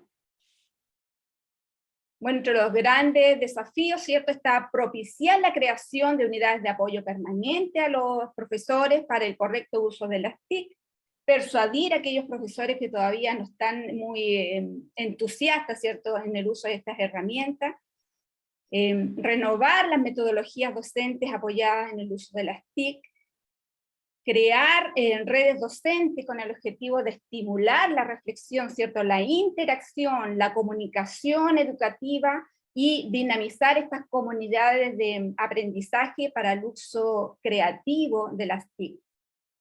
También democratizar su utilización en el sentido que todos los estudiantes tengan acceso en igualdad de oportunidades. Siguiente, por favor. Le había pedido a Catherine si me permitía también mostrar evaluación o la valoración que hacen los estudiantes de estas herramientas. Siguiente, por favor. Como comentaba Catherine recién, muchos aprendimos en este excelente curso, para mi gusto, que realizó el área HIP, herramientas TIC para el aprendizaje, y las pusimos inmediatamente en marcha, ¿cierto? Pues nos dimos cuenta que era necesario, así personalmente utilicé mucho Menti, Quizzes, la ruleta y el Puzzle. Siguiente, por favor. ¿Y cuál es la valoración que hicieron los estudiantes de estas herramientas? Bueno, ahí faltaron dos imágenes que se saltaron, pero no sé si después la vemos. Bueno, entre la valoración dice el 69,2% dice que capta mejor su atención y consigue que estén más pendientes de la clase. El 53,8% dice que permite un feedback a los alumnos más oportuno. Y esto lo agradece mucho, y aquí tengo que contarles que en una de las conversaciones decía que a ellos les daba mucho miedo la ruleta cuando empezaba y cierto, sacaba un nombre que tenían que responder, pero a la vez les gustaba por el feedback espontáneo que se realizaba. Siguiente, por favor. Y otra de aparte de todas estas herramientas TIC, lo que introdujimos en nuestro asignatura, ustedes saben, tecnología médica es una carrera esencialmente de diagnóstico laboratorial, y ahí usamos nosotros mucho el microscopio, especialmente en mi unidad, que es parasitología, Y ese año justo, el primer semestre, tuvimos un curso para citología clínica, que es un curso... Estimada Bessie, estamos en el tiempo para que puedas ir cerrando. ya, de última. Entonces introdujimos esta microscopía virtual, que básicamente se trata de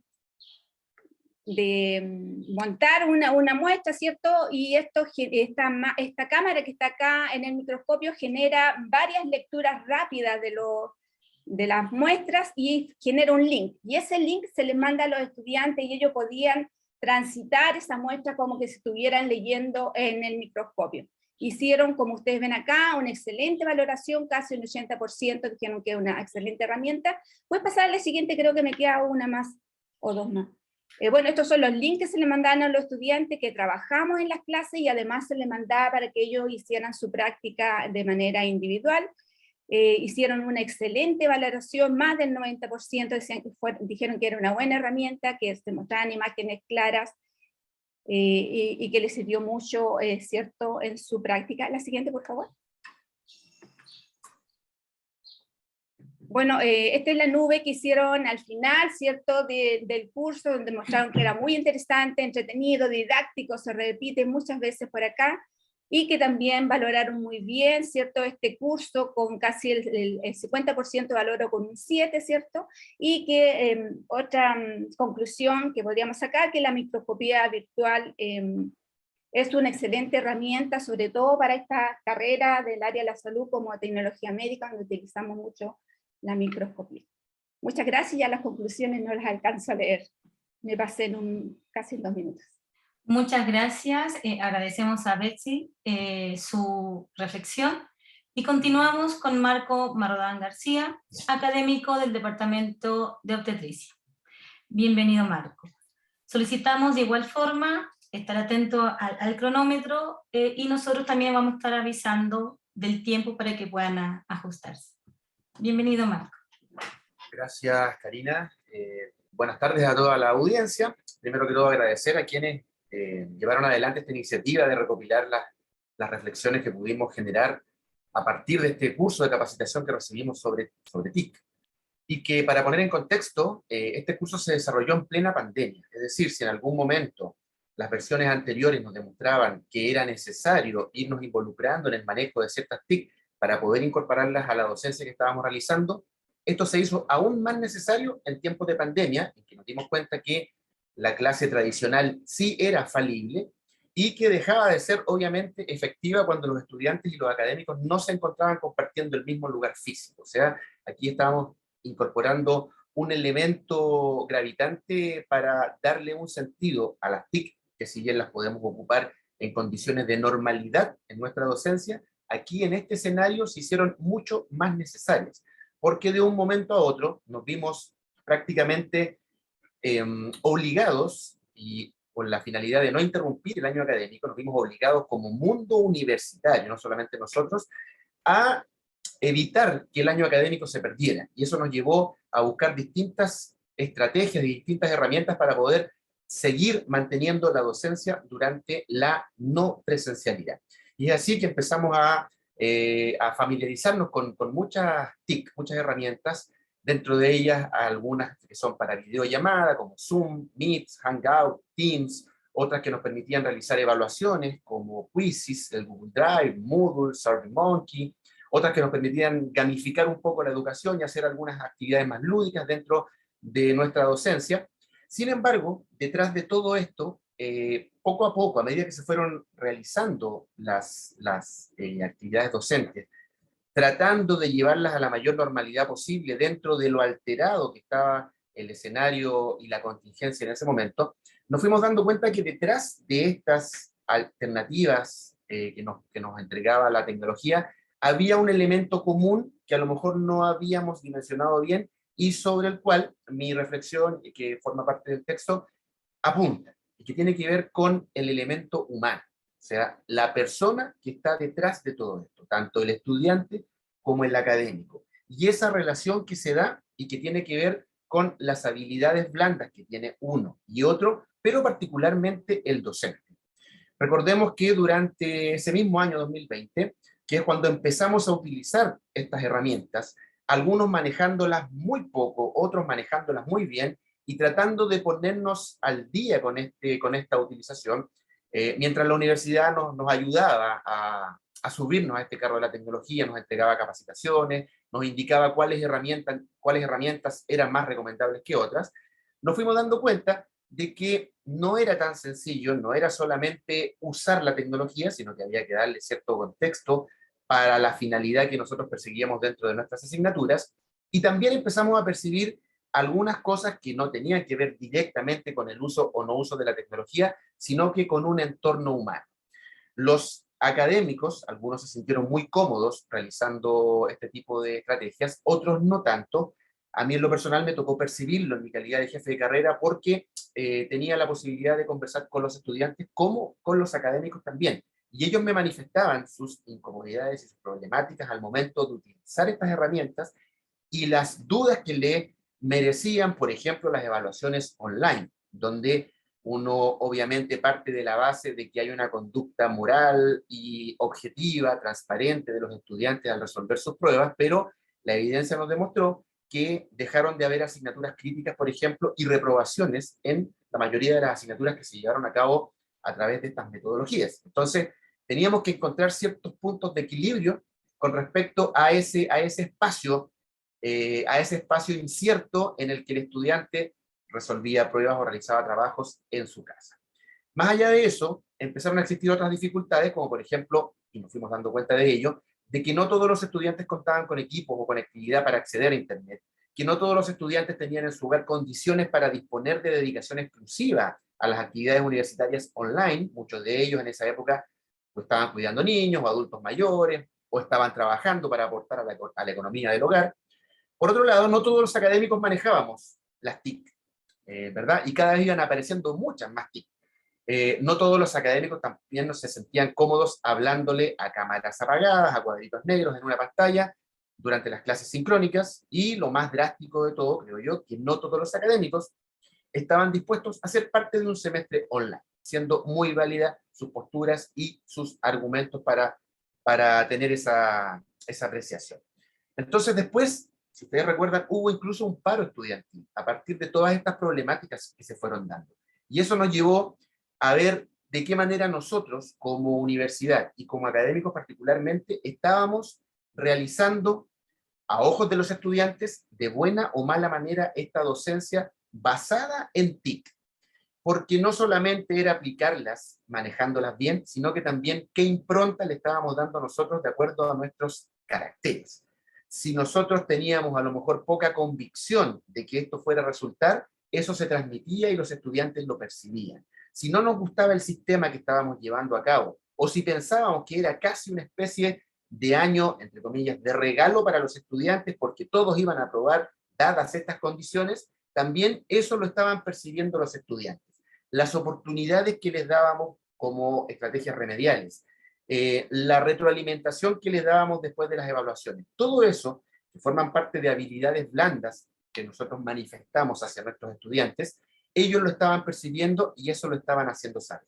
La reflexión con la que participo en este texto tiene que ver con eso, con la necesidad de mantener esta amalgama entre nuestras habilidades blandas, entre nuestras competencias genéricas como docentes, que no solamente tienen que ver con escenarios de no presencialidad, sino que también durante todo el desarrollo de nuestra docencia en condiciones de normalidad, y el uso de estrategias de la tecnología de la información y la comunicación que aplicamos a nuestra docencia. Ese punto intermedio, esa amalgama que yo le puse como título al artículo, es la que me hace reflexionar sobre cómo podemos mejorar nuestra docencia a través y a partir de nuestras habilidades blandas y competencias genéricas. Eso es lo que quería compartirles. Muchas gracias por el tiempo.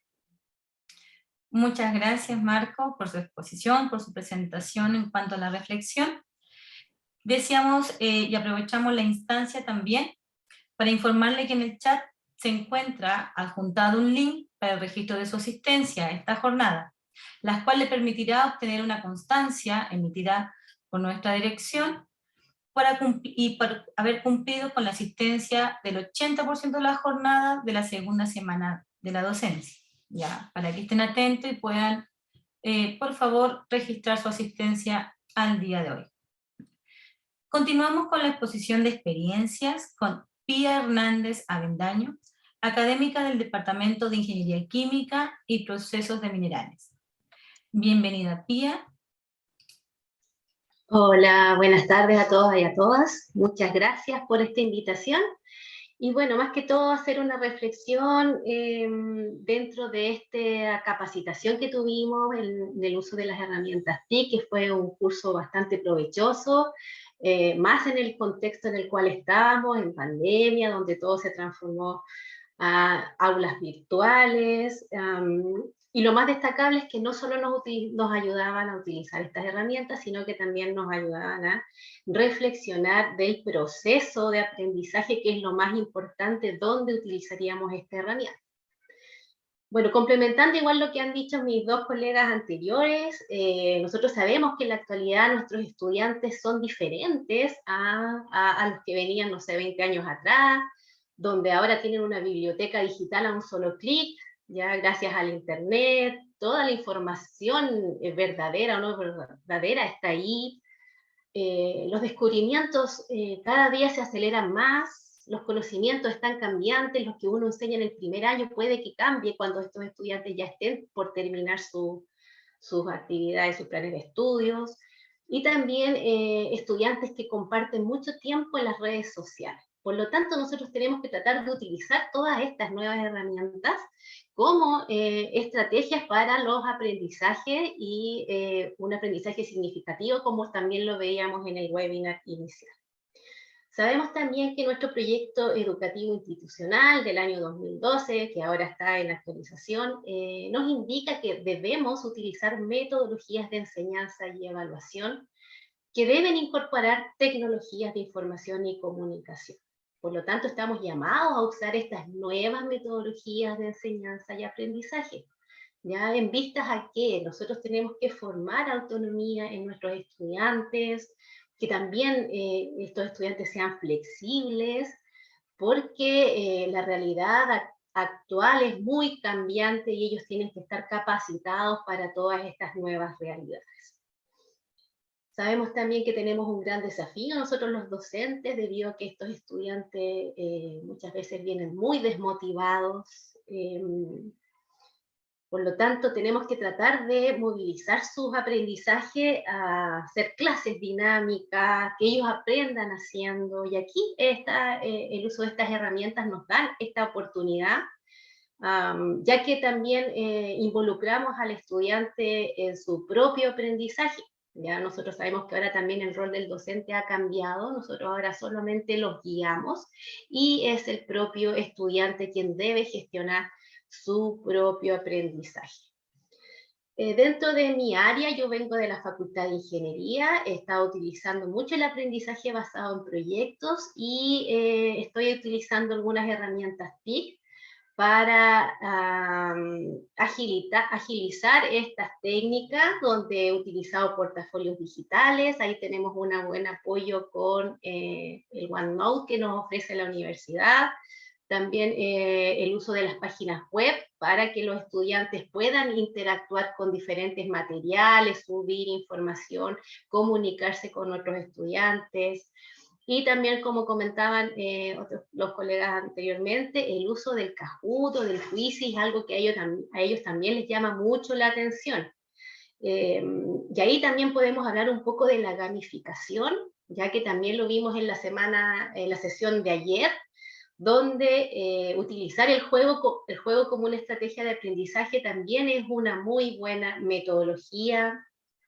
Se ha demostrado a través de la literatura que se logran aprendizajes significativos utilizando el juego, se incrementa también la motivación. Por lo tanto, ahí también hay una muy buena oportunidad de hacer que nuestros estudiantes aprendan jugando. Ya, y ahí yo he incursionado en algunas cosas como la Casa del Tesoro, Escape Room, que también son tal vez metodologías que lamentablemente ocupan mucho tiempo de diseño, pero que son muy satisfactorias al final para que se logren estos aprendizajes. Pero también tenemos que saber que necesitamos recursos para que esto se pueda desarrollar. Ya necesitamos que los docentes se capaciten, que haya motivación de nosotros mismos por aprender estas nuevas tecnologías y hacerlos unos aliados en nuestras aulas, porque nosotros ya sabemos que tenemos brechas digitales con los estudiantes que están llegando. Ya muchos de ellos ya utilizan por ejemplo, el TikTok, que ahora se utiliza mucho para hacer videos y generar contenidos, y la idea es que nosotros tal vez podamos utilizar el TikTok para nuestras aulas, para nuestra asignatura. Entonces ahí también tenemos que capacitarnos y tratar de meternos en su lenguaje. Y también antiguamente, antes de pandemia, yo trataba de utilizar actividades, por ejemplo, como el Kahoot en la universidad, y ahí yo siempre tuve la limitación del internet, ya la calidad del internet en ese tiempo no era la adecuada, por lo tanto también es necesario contar con esos recursos ahora que volvamos a la presencialidad si queremos seguir impartiendo esto. Bueno, y más que todo decir que las TIC son un aliado para nuestras aulas, para motivar a los estudiantes, pero también lo que se ha hablado durante la mañana, que no son lo principal, sino es el medio para lograr estos aprendizajes y movilizar estos conocimientos en nuestro estudio. Así que muchas gracias, esa era mi reflexión, y muy contenta de participar también en esta publicación del libro. Muchas gracias. Agradecemos a Pía. Y continuamos con Ricardo Mendieta Rojas, académico del Departamento de Ciencias, Rehabilitación y Movimiento Humano. Bienvenido, Ricardo. Hola, ¿cómo están? Bueno, igual que todo, agradecer por la oportunidad de poder participar y dar a conocer, digamos, la experiencia que se tuvo. Para mí fue bien entretenido participar de la capacitación, ¿ya? Fue bien entretenido poder trabajar con todas las herramientas y después plasmarlas en algún tipo de trabajo en una, principalmente de las asignaturas que llevo. En ese rato estoy participando en 3 asignaturas y en una de ellas me evoqué como todo para poder participar. Ahora, aparte de lo que han dicho mis colegas, con los cuales estoy completamente de acuerdo, a mí, bueno, y lo que hablo en la reflexión y lo que siempre me ha saltado la duda es el tema de la participación de estudiantes. Porque si bien tengo harta interacción con ellos, y tenía buenas respuestas, digamos, aparte de donde me decían, digamos, que es entretenido, es más gratificante, les llama la atención. Sin embargo, no pude ver yo, al menos en mi caso, en esta asignatura en específico, que era fisioterapia, que es meramente práctico, que el nivel de participación aumentara, ¿ya?, en relación a la participación del grupo curso en otras asignaturas, ¿ya? O sea, no sé, pues un grupo gigante ahora que tenemos de participación de estudiantes como 60, 65 eran más o menos. Uno siempre interactuaba, tenía respuestas, resolvían foros, resolvían, digamos, cuestionarios online, pero eran siempre casi los mismos. No sé, yo no logré, no sé si habrá sido un tema del uso de las TICs o la forma de hacerlo, que un grupo de estudiantes, digamos, enganchara con el tema. Sin embargo, lo otro que me parecía era que el trabajo en grupo sí se veía bastante fortalecido en cuanto al cierto uso de herramientas y la participación. Pero me seguía pasando que, a pesar de que uno hacía cosas, digamos, semana a semana, o iba dando entre juegos, digamos, para que hicieran por internet, o de alguna manera investigaran cierto material de estudio, de igual manera la participación en las calificaciones, al final, las dudas o preguntas eran siempre sobre las fechas de entrega, o sobre las fechas límites para tales cosas, ¿ya? Y eso me llamaba la atención, que era un comportamiento casi muy parecido a lo que pasaba siempre en un estado, digamos, entre comillas, normal que teníamos antes de la pandemia. Mi duda es si esto digamos, como ahora el próximo año, esto vuelve a ser, por así decirlo, como era antes, ¿ya? O lo que llamamos normalidad. ¿Qué va a pasar con el tema del uso de esto, de la participación, o de cuánto nosotros podamos aportar desde las TICs al aprendizaje, ¿ya?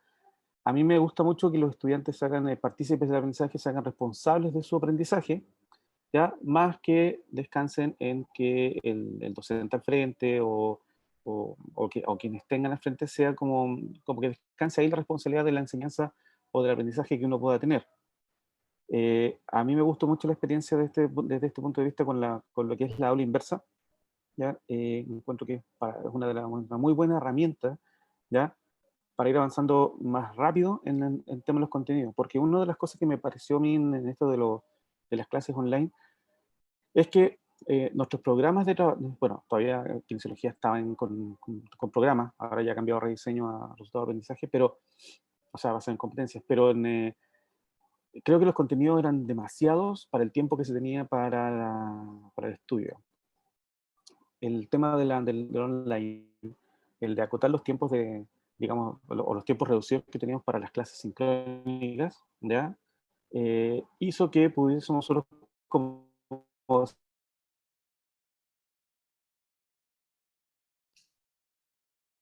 Estimado Ricardo, no sé si a los demás, pero creo que se quedó pegado. Sí, se quedó Sí. pegado. Sí, ¿dónde me quedé? ¿Volví o no volví? Ahí sí, ahí volvió. Ahí volví. Sí. ¿En dónde me quedé? En buenas, ¿cómo están? ¿No? No tanto. Ah, ya. Si pase un minuto, 30 segundos. Ah, ya. 30 segundos. Mira, me parece que es más o menos donde Los programas se habían cambiado de Sí, objetivos claro, entonces... a competencia, me parece que ahí está. Ah, ya, bueno, a ver, eso es un cambio que está pasando ahora en la carrera.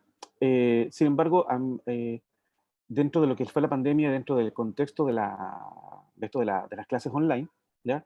A mí me gustó mucho que pudiésemos, nosotros como equipo docente, haber trabajado en poder limpiar un poco el programa y decidir cuáles son digamos, los objetivos o los contenidos que realmente eran necesarios que los estudiantes los fueran integrando, ¿ya? Porque nos dimos cuenta que había muchas cosas que en realidad podían ser, digamos, podían ser entregados de otra manera, podían ser adquiridos de otra forma, pero no eran tan críticos. Y centrar el aprendizaje del estudiante en contenidos críticos.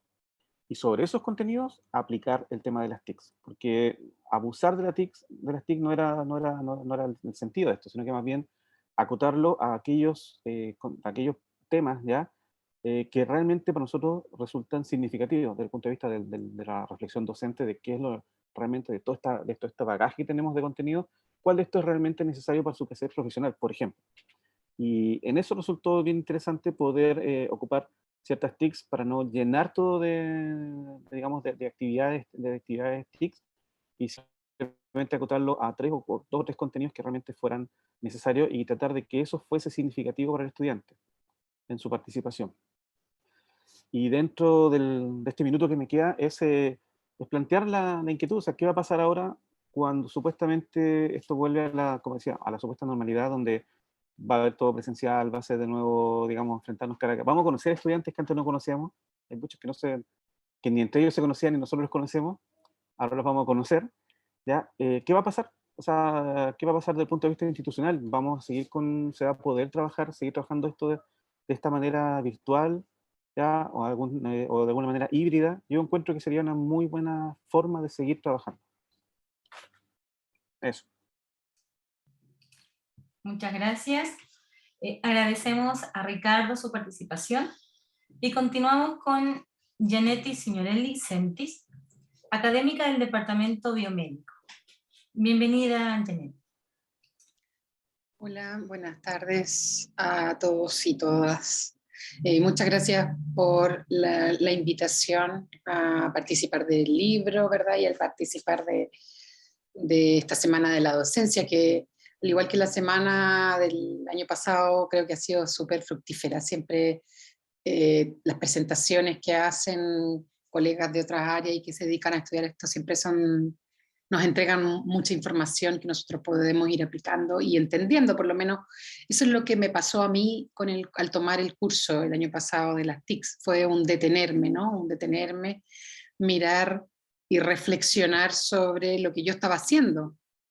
Y también entender un poco en qué consistía este nuevo cambio de no solo a la mirada en competencias, sino que a la educación centrada en el estudiante, y cómo nosotros debíamos cambiar de ser experto, como mostraba ayer la profesora, la imagen antigua, ¿verdad?, a pasar a ser un colaborador del aprendizaje. Entonces, a mí me hizo mucho sentido de poder ahora sí entender por qué había que cambiarlo. Y lo había visto porque también tengo, bueno, ya no tan adolescente, pero tenía un hijo adolescente que pasaba mucho jugando juegos, y cuando yo lo veía a él jugando juegos, me daba cuenta que él tenía tantos inputs que le entraban por un lado y por otro, porque claro, cuando ellos juegan, ¿verdad?, tienen la pantalla principal, aquí tienen el mapa, aquí tienen al adversario, por acá tienen a otra imagen. Entonces yo decía, si él está con toda esa información entrándole en su cabeza, y después va a su sala de clase a ver a una persona parada ahí adelante, a hablarle con un PowerPoint, claro, un poco con cierta animación, ¿verdad? O algo, uy, hasta yo me aburro, digamos, eso es lo que yo me llevó a pensar, ¿no? O sea, qué lata. Y empecé a conversar con él, a decirle, bueno, ¿qué crees tú que uno tiene que cambiar? ¿Cómo crees tú que debería ser? ¿Por qué es fome para ti esto? Y él mismo me empezó a entregar a mí ciertas pautas de qué poder hacer para cambiar.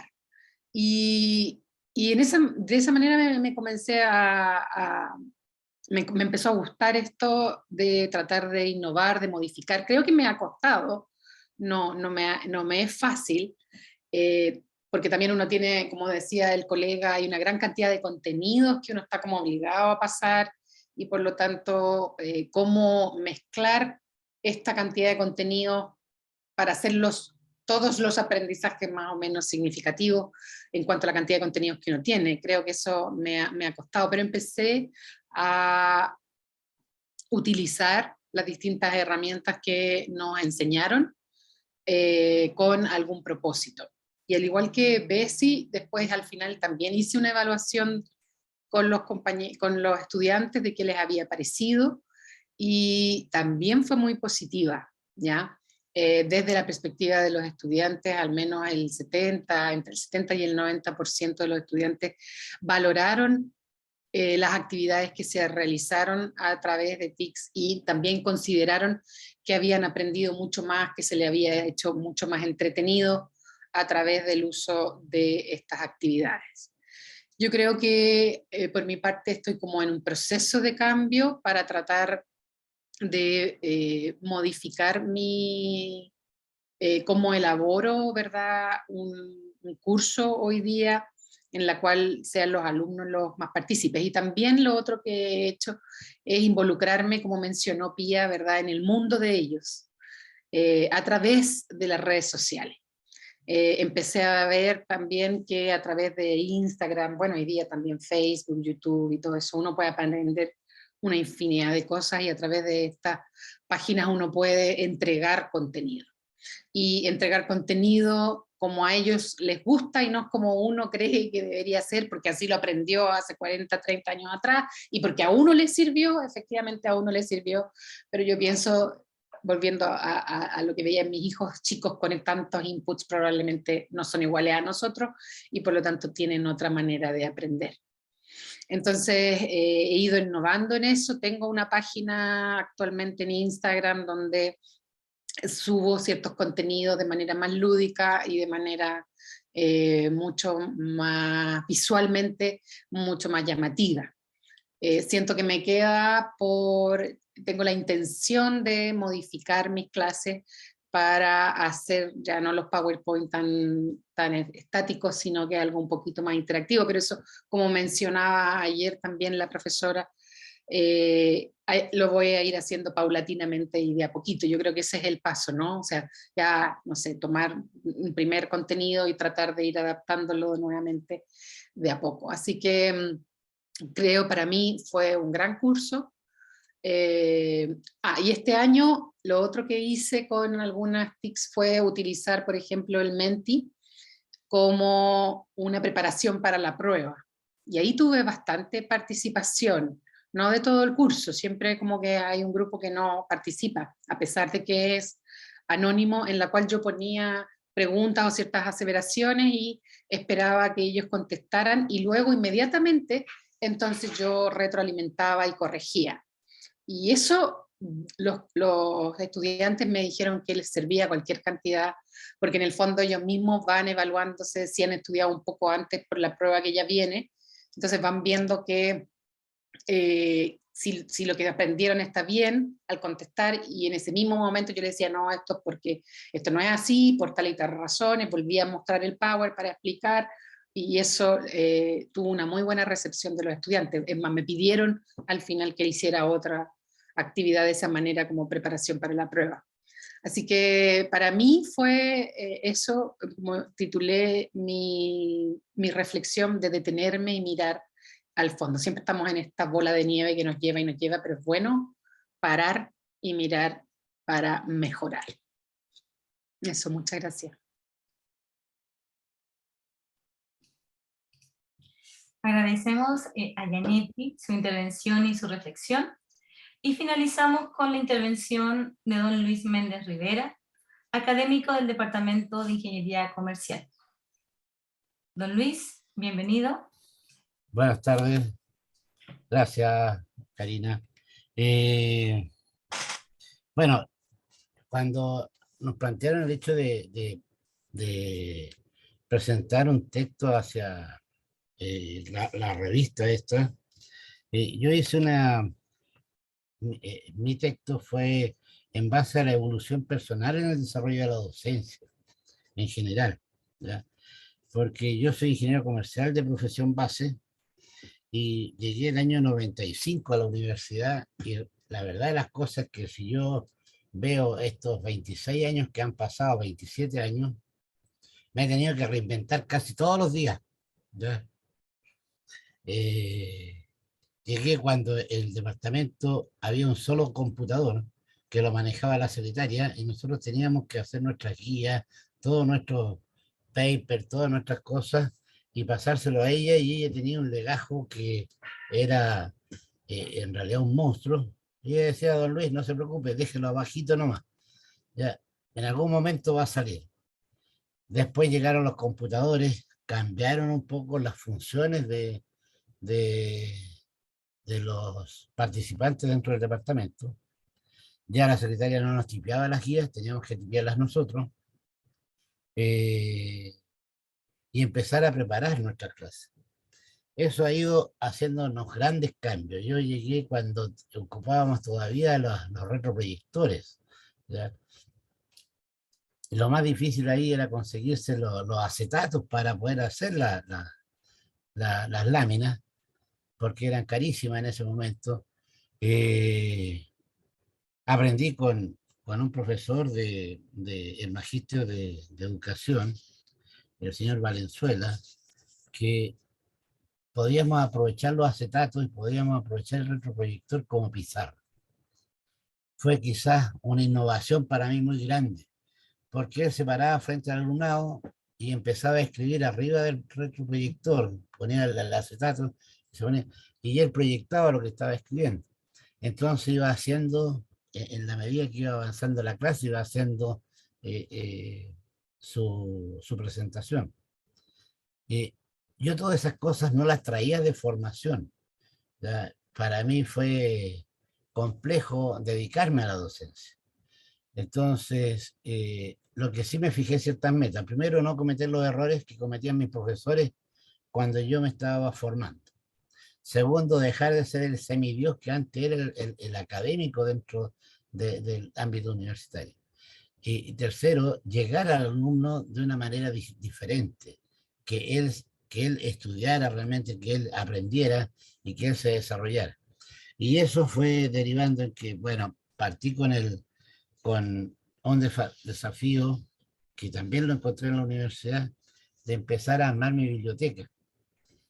Yo acá ya tengo una biblioteca bastante contundente, pero me llamó la atención que por lo menos en las unidades donde yo estaba había muy poca inversión sobre bibliografía en ese momento. Tratar de cambiar ese paradigma. Me contacté en ese momento con varias editoriales que nos vinieron a visitar y nos dejaran libros para evaluar. Entonces, eso también cambió un poco la dinámica dentro del departamento. Empecé a hacer algunos cursos que me fueran ayudando a formarme para poder entregar de una manera distinta los contenidos a los alumnos. Porque yo sentía que venía esto de mirar la vida de una manera distinta. Es decir, nuestros hijos, como lo planteaba Gianetti, nos llevan años luz a nosotros. Ellos manejan en un celular, en una pantalla de muy chiquitita, un montón de información que a ellos les permite decidir cosas. Si bien es cierto, están dentro de un juego, pero nosotros ocupamos grandes espacios y para explicar algo muchas veces ocupamos mucha palabra, ¿no? Entonces ir cambiando un poco por lo tanto se fueron incorporando nuevas tecnologías, incorporar cuando llegaron los computadores, el PowerPoint, empezar a hacer cosas diferentes, ¿ya? El uso de la pizarra digital, también nos embarcamos en aprender a usar la pizarra digital, que lamentablemente es una tecnología que se ocupó muy poco o casi nada. Fueron muy pocos las personas que realmente desarrollaron bien esa destreza. Me empecé a preocupar un poco de lo que eran la forma de estudiar del alumno, porque si bien es cierto ellos nos ganan en la tecnología, pero yo sentía que de repente había carencia en la forma de estudiar. No sabían aprovechar sus tiempos. Y en ese momento me dediqué a hacer varios cursos de técnicas de estudio, a enseñar a los alumnos de distintas asignaturas, de distintas carreras, cómo aprovechar su tiempo para estudiar. Empezar a usar mejor el Excel, mejor el Project, mejor el Word. Es decir, empezar a meterse de lleno en ese sentido. Y quizás llegó como batatazo la pandemia. Y tenemos que empezar a usar ahora las cosas, pero ya no en forma presencial, porque antes uno se daba el tiempo de hacerlo en la casa, con tranquilidad, etcétera. Pero con la pandemia nos dicen tienen que usar una plataforma. Nosotros tuvimos la experiencia del año 2011 cuando hubo la toma de prácticamente 5 meses en que nadie sabía usar una plataforma y tuvimos que ahora aprenderla, pero en 2 días, 3 días empezar a avanzar y avanzar. Y hoy en día hemos ido evolucionando. Yo creo que la evolución que hemos tenido en estos últimos 2 años en términos de tecnología ha sido fantástico, ¿ya? Ahora, que eso haya llegado a plenitud con el alumno, no lo sé, pero yo creo que es algo que hemos avanzado bastante y estos cursos nos han servido mucho, ha sido de mucha utilidad. Y como decía uno de los colegas anteriormente, ojalá no lo perdamos, independiente que volvamos a clases presenciales, nosotros sigamos usando estas tecnologías porque le van dando dinamismo, ¿no? Tenemos que dejar de ser esa clase como lo mostraba la diapositiva de la profesora en la clase de ayer, en que es estas clases magistrales, en que solamente habla el profesor y el alumno es un ente estático. Tenemos que saber incorporar las cosas, saber dialogar y hacer las dinámicas, que ellos en realidad hagan la clase, que ellos vayan evolucionando en ese sentido también, y van a aprender, y yo creo que van a enriquecer mucho el desarrollo profesional y la formación profesional que ellos tienen. Eso es lo que yo quería comentarles. No tengo... Ya. Ya. Muchas gracias, don Luis, muchas gracias Okay. por su experiencia y por su intervención. Agradecemos la reflexión entregada y le pedimos, si tienen alguna consulta, pregunta, que la puedan hacer ya sea mediante el chat o alguno de los participantes que dio sus reflexiones respecto de su experiencia. Me parece que no hay preguntas en el chat. ¿Alguien que desea hacer alguna consulta puede levantar la mano? Karina, ¿Sí? no levanté la mano. O sea, no es una consulta, es solamente una acotación. Por el chat se va a enviar el link de acceso al libro de reflexiones docentes que acabamos de presentar, para los que quieran leerlo, mirarlo, revisarlo. Eso. Gracias. Ya. Listo. Gracias. Ya, como no veo preguntas, por lo tanto agradecemos a todos los participantes que estuvieron el día de hoy y sus reflexiones, y damos de esta forma finalizada la tercera jornada de la segunda semana de la docencia e innovación 2021. En nombre del área de gestión curricular y desarrollo académico docente, agradecemos su activa participación y los dejamos invitados para la siguiente jornada que se desarrollará esta tarde a partir de las 15 horas, comenzando con el webinar Innovación, Reflexión e Investigación en Docencia Universitaria, el caso de la UDD, a cargo de Rocío Vélez, y el webinar Plataformas Web como Estrategia Innovadora de Incidentes Críticos para el Logro de Competencia en Estudiantes de Obstetricia y Puericultura, a cargo de la académica Janet Altamira. Agradecemos todos su asistencia el día de hoy a esta jornada. Muchas gracias y buenos días.